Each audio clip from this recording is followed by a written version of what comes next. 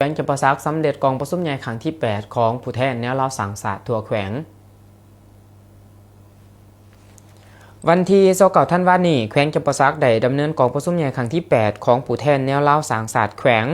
กองประชุมได้จัดขึ้นอยู่สโมสรแขวงโดยการให้เกียรติเข้าร่วมเป็นประธานของสหายดร.นางอินดาวันเกี่ยวบุญพันธ์กรรมการศูนย์กลางห้องประธานแนวเล่าสังศาสตร์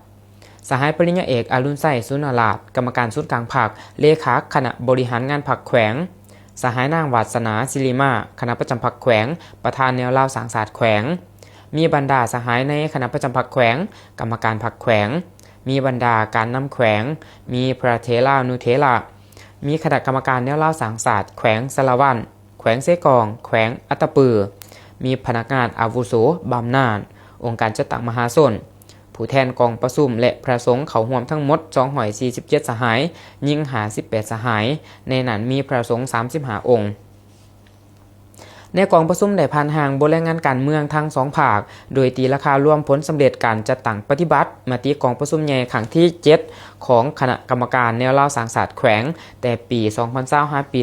2025และผ่านทิศทางแผนการขาดไม้สู่ส้นแต่นี่ฮอดปี2030จากนั้นก็ได้รับการประกอบความเห็นจากองค์การพุทธศาสนาสัมพันธ์ลาวแขวงและแนวลาวสังศาสตร์นครปักเซพร้อมนี้ผู้แทนกองประชุมก็ได้เป็นเอกภาพต่อกับเนื้อในคำขวัญกองประชุมก็คือเสริมขยายมูลเสื่อดีงามของแนวลาวสังศาสตร์เพิ่มทวีความสามัคคีเป็นปึกแผ่นของทั่วปวงชนลาวทั้งศาสตร์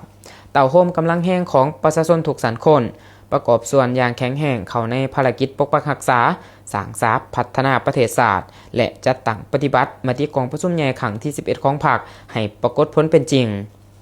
กองประชุมครั้งนี้ได้สังเกตตีราคาอย่างถูกต้องเกี่ยวกับผลงานจุดดีที่น่าภูมิใจใน5 ปีที่ผ่านมาของคณะกรรมการแนวเล่าสังศาสตร์ตีราคาด่านอ่อนขอคงข้างที่ยังต้องได้ปรับปรุงแก้ไขกองประชุมยังได้รับห้องเอาขาดไม้สู่ส้นทิศทางหน้าที่และเวียกงานต้นต่อแต่ปี2025หาปี2030กองประชุมได้รับฟังการมีคำเห็นของสหายปริญญาเอกอรุณไส้สุนราชกรรมการศูนย์กลางพรรคเลขาคณะบริหารงานพรรคแขวงจากนั้นก็ได้ปรึกษาหารืออย่างมีประชาธิปไตยและเป็นเอกภาพรับห้องเอาการเสนอแต่งตั้งคณะกรรมการแนวเล่าสังศาสตร์แขวงประธานห้องประธานคณะประจำและประธานกฎกาแนวเล่าสังศาสตร์แขวงจำปาสักสุดที่8แน่นั้นรับห้องเอาคณะกรรมการแนวเล่าสังศาสตร์แขวงจำปาสักจำนวน180สหายยิง34สหายพระสงฆ์16องค์และตัวแทนจากศาสนาเยซูคริสต์3สหายรับห้องเอาการแต่งตั้งสหายนางวาสนาศิริมาคณะประจำพรรคแขวง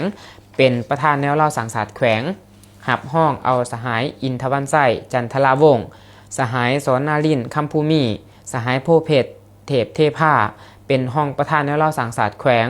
และสหายวิรศักดิ์ดวงเจริญเป็นห้องประธานแนวเล่าสังศาสตร์แขวงผูบอประจำการตอนถ่ายกองประชุมสหายดร.นางอินดาวันเกี่ยวบุญพันธ์กรรมการศูนย์กลางห้องประธานศูนย์กลางแนวเล่าสังศาสตร์ก็ได้มีคำเห็นโอโลมเฮ็ดให้กองประชุมเต็มไปด้วยเนื้อในความหมายสำคัญอันนักแน่นเลิกเสิงกลายเป็นเข็มสีทิศยังทางให้แก่การเคลื่อนไหวเวียกงานแนวเล่าสังศาสตร์ทั้งในเฉพาะหน้าและยาวนาน